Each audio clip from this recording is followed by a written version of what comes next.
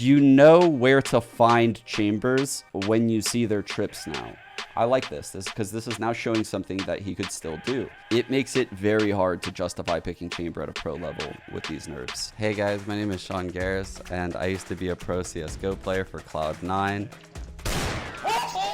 I was an analyst as well in the scene, commentated, made the switch to Valorant in Alpha, where I quickly became an analyst and commentator in the VCT tour. And then I made my step to head coach of 100 Thieves Valorant team. We made it to champions, and I recently stepped down to come into content creation to teach you guys how to play Valorant. Enjoy the content. I'm feeling good today. How are you guys feeling? This picture is a great description of how I'm feeling. All right, we're talking chamber nerf. His Headhunter, updated stability curve. And for those that doesn't know what they're talking about, the spread is increased after the second bullet when spamming. So basically, like when people miss a shot or say on like ecos, they don't just spam the gun. This is such a minor nerf. This is like not going to do anything to the top level chambers. Maybe in like lower elos, people are getting annoyed. But even if you're spamming that, you're just throwing money away at this point. They're 150 a shot. And I actually have a clip that I pulled up, which will still be possible because this is something that triggered the entire team when this happened, right? This is the true strength of the Headhunter right here in this clip. So we drone this out. I remember this round like it was yesterday. Boom. So something like that is still possible on chamber. Before we get into the other nerfs, I just want to say like what the true strengths of the Headhunter are in pro play. It's stuff like this, like where I mean, there's just a lot of escape tools for chamber, right? Like you can miss an op shot and still be able to just destroy someone. So the Rendezvous, just like his default ability where he TPs. Chamber now places a single anchor that can be teleported to while inside its range. The radius has increased from 15 meters to 26 meters. Removed teleport activation height restriction. You can teleport to the anchor while on different verticality so long as you are within its radius. So this seems like a slight buff, actually. Increased weapon equip time after teleporting from 0.4 seconds to 0.7 seconds. I don't think this is that big. It's not like chambers were TPing and killing people right away. So, and also you can still use the Headhunter because that's unaffected by the change. So again, like the equip time for the Headhunter is still insane. Destroying Rendezvous teleport anchor now disables it for the remainder of the round instead of being placed on a cooldown. This is pretty big. You're gonna have to hide that teleport. Chamber no longer incurs an additional cooldown when recalling his anchor after teleporting. So you could just place it again. Man, that just seems kind of insane. Trademark, this is his trip.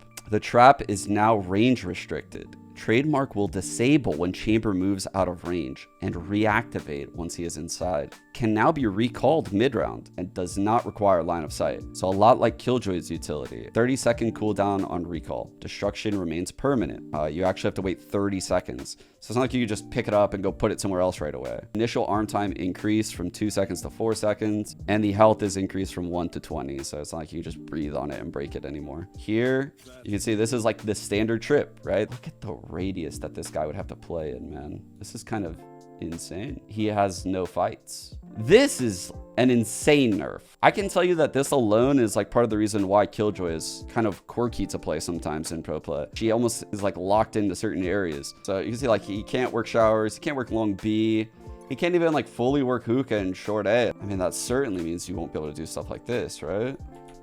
Yeah, so chamber can no longer trip short and play B. Chamber can no longer trip hookah and play A.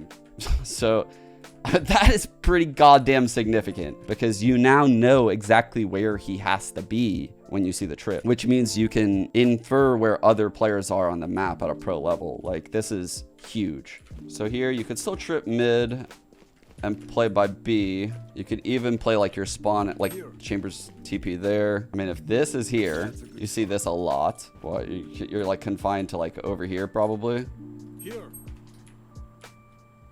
Yeah. And then people will often trip, like Chambers often put it there. So Chambers playing B. Oh my god. If the Chamber is playing in long B, they can't even have their TP here. It has to be like closer to them. Oh my god, it's 56. It's 60 meters away if it's on the barrier. This trip would have to move back to like over here to have it be viable. Like it's not even close. So what you're probably going to see is like maybe this trip and Chambers playing A little more. Maybe you do see this trip and you have like a player holding this. I'm just giving out scenarios if Chamber were played, you know, like this is how you would play him. You would still be able to trip this, but you would have a player kind of like harassing the door early round, maybe even in smoke. So that way Chamber can play out here in long. Maybe he can. Maybe he can. Maybe he can't. Let's see. Here. Oh my god, dude. That's like 13 meters, too. That is 15.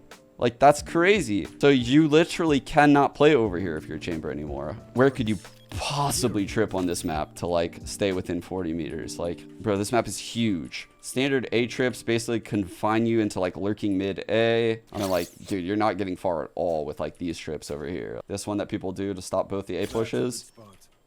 Like, dude, bro, you can't even probably get to mid. Yeah, like the defensive one that literally everyone and their mom uses. A gift. Here. Bro, you can't even go play it. Like, can't play B, that's for sure. I mean, but here's the thing, like, that trip doesn't need to be active in the early round. So while this seems like insane in like the mid round, right? Chamber's going to be very confined in the mid round. You could still play pyramid. Man, they make it really hard to justify picking Chamber. He still is that agent that can open things up, get a pick, TP out. But his ability to be run down after is significantly increased. This is the one a lot of people are currently using in ranked. Covers pushes from both sides. I think you can move around quite well on fracture. Never mind. Which is, I guess, why they gave him the ability to recall trips, is because like in this early round, Chamber can have some freedom. He can like go do a pick and stuff. But then when the team regroups for a sight hit, Chamber should probably pick up his trip and move it a little bit closer to the team. Say like the early round, you're doing like a default where you get A main control and then you're pushing back B as well. And then late round, you're going to do like some kind of weird hit on tree or something. You can pick up your trip, wait 30 seconds, and I mean, shit, I don't even know. Where would you put your trip? You would hide it somewhere like here, holding the flank, which would then give you space to even go heaven. Oh, so you're still hella confined to stuff. You can't get anywhere. The attack trips are gonna be rough for Chamber, like rough, dude. Like his attack already kind of sucked, and I feel like it's gonna be terrible now. I mean, this one you can definitely still play A, right? Bro, barely. Like, I mean, you could put the trip here though. It's just then you give people more room to work, more opportunity to explode onto the site like very fast. That's why people like to put the trip as deep as possible. You could play this area kind of. You definitely wouldn't be able to play over by A. Like we're way out of range. So that standard trip basically means like, hey, when we see this trip active, we know for a fact Chamber is on the A site. This is a big change. Like, I can't state this enough. Like, this is one of the biggest reasons why I think this is a nerf. You know where to find Chambers when you see their trips now. Okay, so tour de force, the rate of fire decreased by 57.5%. I mean, that just sounds significant as hell. So he busts out the ult. Everyone's like, oh shit, we can't go A anymore. Like, we can't even trade this guy. Let's see what it looks like. He's so dead.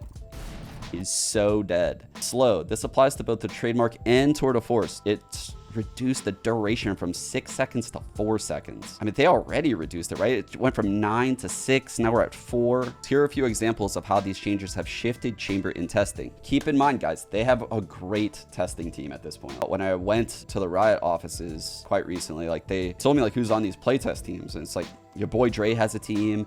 And Volcano has a team, like the old dudes. I've run into the old devs in 5 stacks and ranked, and they will put you down. They are Immortal 3 Radiant players that play very strategically. This is what they've determined. The distance traveled when teleporting has been greatly reduced. This gives opponents more precise information about Chamber's new location and puts him at greater risk of getting closed in. And this is what I was saying is like, once he TPs, say he does get that first pick, he TPs, he's naked. and you know it almost exactly where he is. You still get the sound cue, and it's 13 meters away from wherever he shot.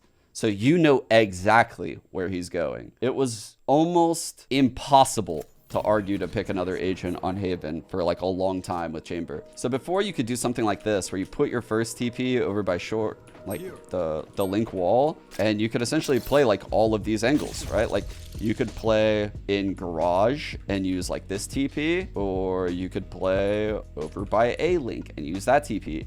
And it made it so that way you could stack sites.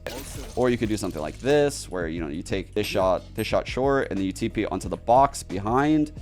And now you can see, like, I'm 24 meters away. I can't do this. I would still be able to pick short with something like this. Game plans were created around that specific mechanic. And I'll show you guys what I mean by that. You can see here in this Fnatic game, look at the mini map right now. So this Chamber has tripped Hookah and put a TP in B and in U-Haul, right? So Durka can go between B and A immediately if this trip is broken, if Viper, who's jump spotting, sees anything. So they can have 4 people in A while simultaneously having 2 people and a trip in B.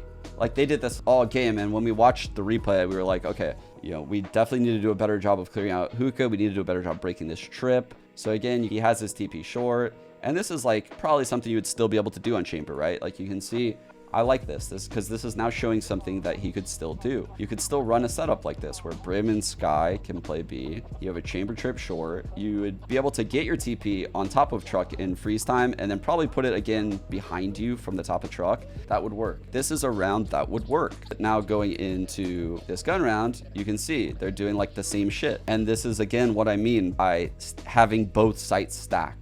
Our fault for not putting the due diligence into clear Hookah. This is all very common in pro play. So if you look at this setup right now for Fnatic, you'd realize like, oh man, like they have the Raze Brim on A. So they can basically just drop 3 smokes all round. They have the Viper who has like a wall orb setup on B. So they can just keep that shit smoked all around.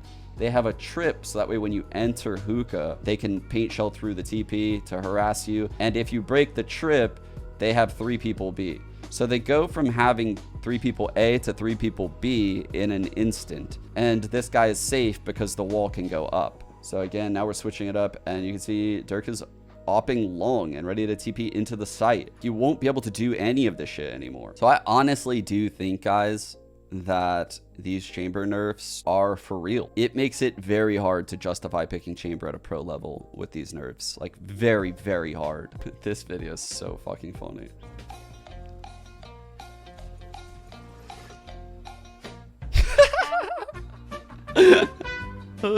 That's so good, dude. That's so good. Ryan Central did this, so everyone realized because of the video that it wasn't a radius of 26 meters. It was a diameter of 26 meters. So that's basically what this tweet right here is saying. And you can see like the difference here between the old max with the 2 TPs is way bigger than the distance for a single currently. Chambers are going to have to get really creative if they're going to want to have any impact. In your ranked games, they're not going to want to move because they're probably going to want to stay in their radius. So they'll probably put that shit down and like stay in it, waiting for someone to peek them for like 2 years. Until, of course, they all derank and none of them are playing the game anymore, which we would only be so blessed if that happened to every Chamber. Isn't that bad that you can't justify picking him in pro play? I think after the year we've had, it's like, fuck him.